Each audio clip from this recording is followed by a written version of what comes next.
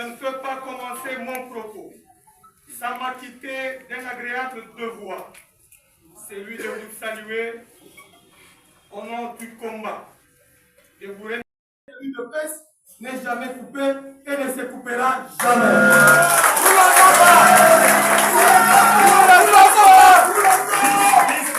De la même manière, un enfant devenu majeur, l'Union pour la démocratie et le progrès social n'est jamais coupé et ne se coupera jamais.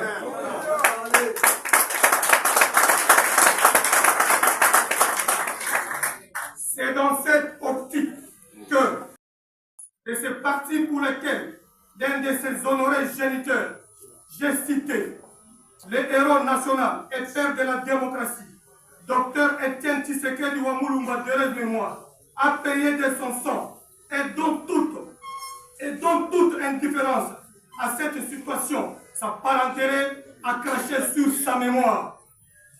Dans le souci de ne pas cracher non plus sur le mémoire des martyrs de l'UDPS et d'autres compatriotes qui ont versé leur sang dans les combats pour l'avènement de la démocratie et aussi rendre hommage aux pères fondateurs de l'UDPS et à ceux qui ont payé de leur martyrs à travers les arrestations et autres brimades.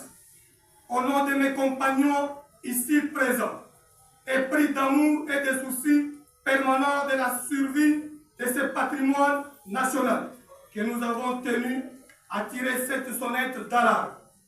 La crise structurelle qui traverse l'UDPS aujourd'hui est une importante capitale, car pour nous, il ne s'agit pas seulement des intérêts internes du parti, mais de l'avenir de notre démocratie et de notre pays. C'est pourquoi il est impératif que nous, en tant que membres de la famille tshisekédiste, initions et proposons la résolution de cette crise. Nous sommes donc condamnés à œuvrer ensemble, à trouver des solutions adéquates et durables qui permettront à l'UDPS de surmonter cette épreuve et de continuer à jouer son rôle de leader dans la promotion de la démocratie et du progrès social en République démocratique du Congo. En résumé, et pour clore cette introduction, nous voulons affirmer que notre implication n'est pas seulement un devoir moral, mais une nécessité et une obligation pour le bien-être de la nation.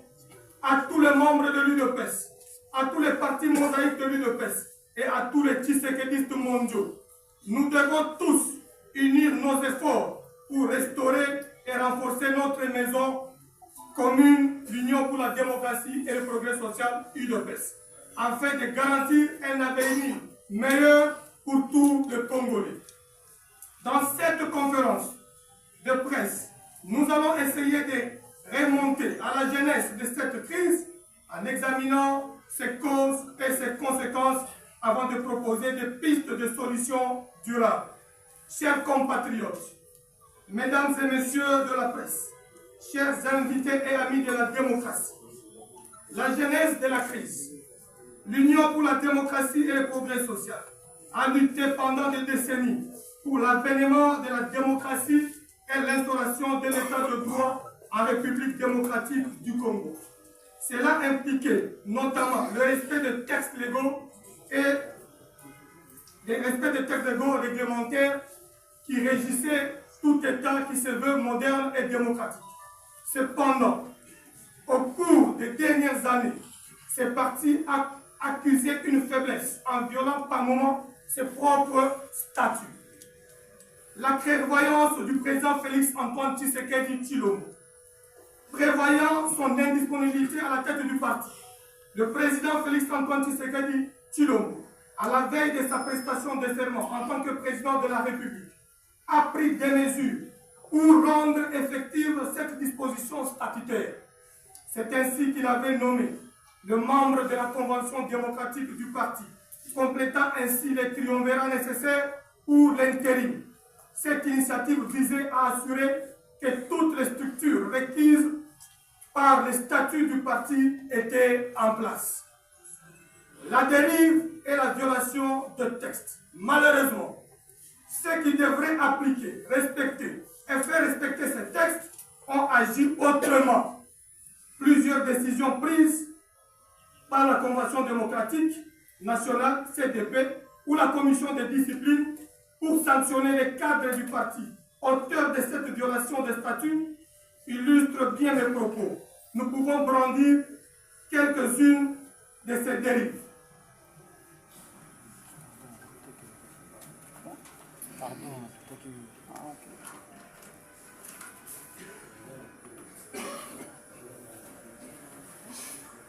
Convention démocratique du parti. La résolution numéro 03 du 29 janvier 2022 pour élévation d'un secrétaire général du parti. M. Kabouya Augustin était élevé par une décision de la Convention démocratique comme secrétaire général. La décision est là. Ce n'est pas le président de la République qui l'avait investi, parce que le président avait déjà investi la CDP avant qu'il ne prête serment. Pour le même fait, et élever un secrétaire général adjoint, moisséant, après 5 secrétaires généraux qui étaient passés au gouvernement, au rang de secrétaire général, afin de remplir les vides, a été violenté après qu'il est passé secrétaire général, il a neutralisé et la convention démocratique qu'il avait investie, et la CEP et tous les secrétaires nationaux.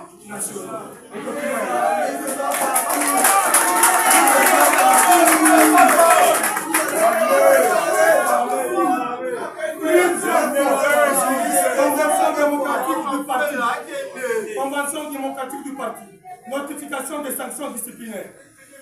Ici, la CDP avait pris des sanctions contre M. Banou Seya Augustin, Nakweti Guy Florentin, Moulumba Kalonji Emmanuel, Tinebu Mukuta François Xavier, Kabouya Tilumbu Augustin. Ils étaient sanctionnés par la Convention démocratique pour avoir tenté de débaucher pour neutraliser la CDP ou la dédoubler, afin de neutraliser tout le monde et de les.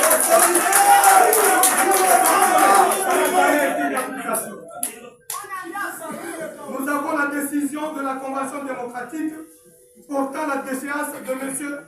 Augustin Banou Seya, qui avait voulu dédoubler M. le président de la CDP, Wankwenda, pour avoir une autre convention démocratique. Donc, un secrétaire général qui détruit les statuts de parti par la non-observation.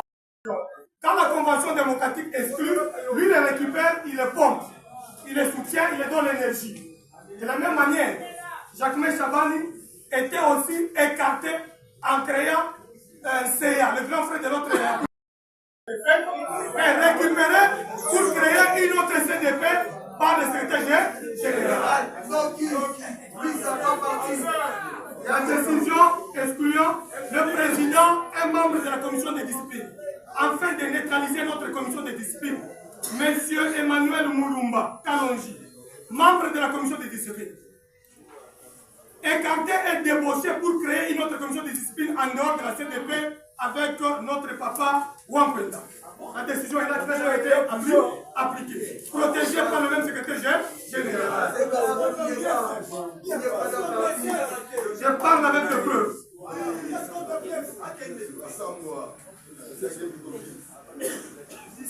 Vous avez la décision, la CDP, la résolution 001, une PCDP, 4e session extraordinaire, 4e session extraordinaire, portant exclusion de Kabound à l'UDPS. Cette décision a été adoptée, exécutée parce que ça lui profitait, afin de prendre le vide juridique. Elle est là, la décision de la même convention a exclu Kabound. Elle est là, même convention. La résolution 002 du même parti portant exclusion de la même personne à l'Assemblée nationale pour qu'il quitte l'Assemblée nationale afin de laisser ça aux membres de l'UDPS. Cette décision était exécutée parce que Mbat avait pris le poste. La décision, la résolution 004 UDPS CDP 4e session du 20 janvier 2022 instituant la commission réparation et réconciliation. CRR ainsi. La Convention démocratique du parti avait pris une décision de mettre une structure qui va mettre de l'ordre, réconcilier tous les fils du parti ensemble, c'est pardonner pour être fort en fin d'aller aux élections de 2023 pour avoir une majorité parlementaire. Les messieurs n'ont jamais appliqué cette décision. Cette décision a été foulée au pied par la même personne.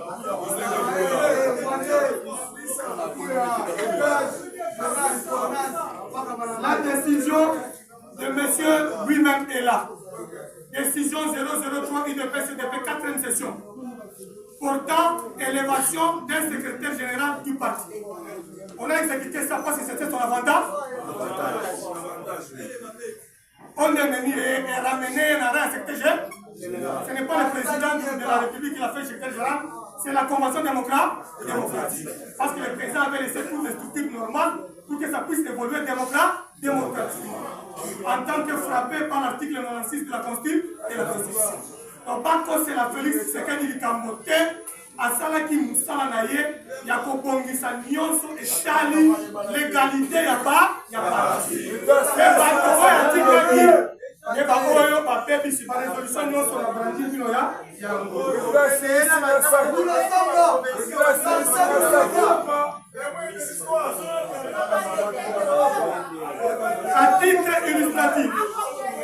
À titre illustratif, en complétant ce que je viens de brandir, le congrès attendu 30 jours après n'a jamais eu lieu.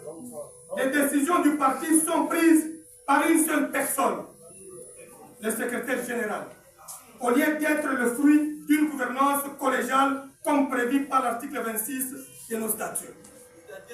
Les dysfonctionnements du parti, les dysfonctionnements internes de l'UDPS a eu des conséquences graves et inquiétantes, affaiblissant non seulement le parti, mais définissant également son image et son efficacité en tant que parti au pouvoir.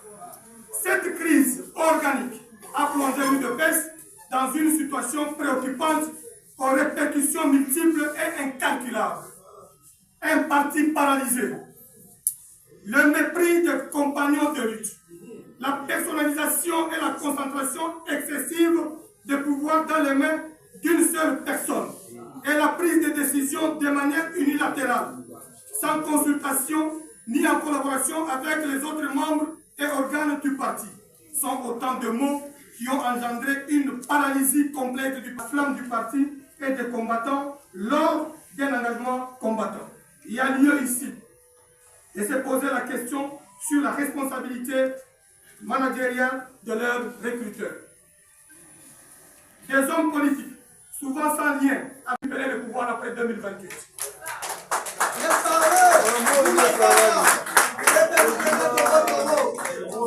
À long terme, les conséquences pourront être la disparition pure et simple de l'UDPS et l'effacement de la mémoire collective, aussi l'ignorance par la postérité du rôle joué par les précurseurs et pères de la démocratie en RDC. Cela éroderait l'image du chef de l'État, autorité de référence du parti dans l'opinion, tant nationale qu'internationale. Les acquis obtenus grâce au combat noble de Tien Tshisekedi seront enterrés et le parti perdra toute sa crédibilité. Opportunité manquée.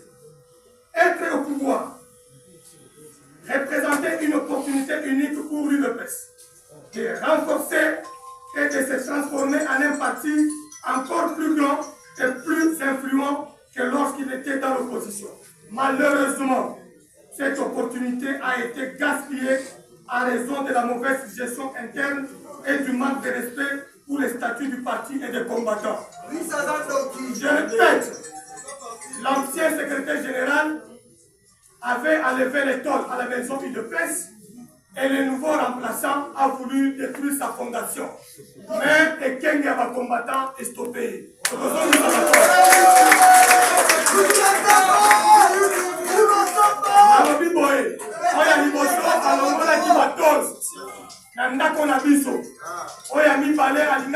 la fondation. Nakokosa batu. Soki oza kwa attaquer oza kwa attaquer mokonzi ya mboka. Mokonzi ya mboka tingi yo osala kabilo kwa bisala sala.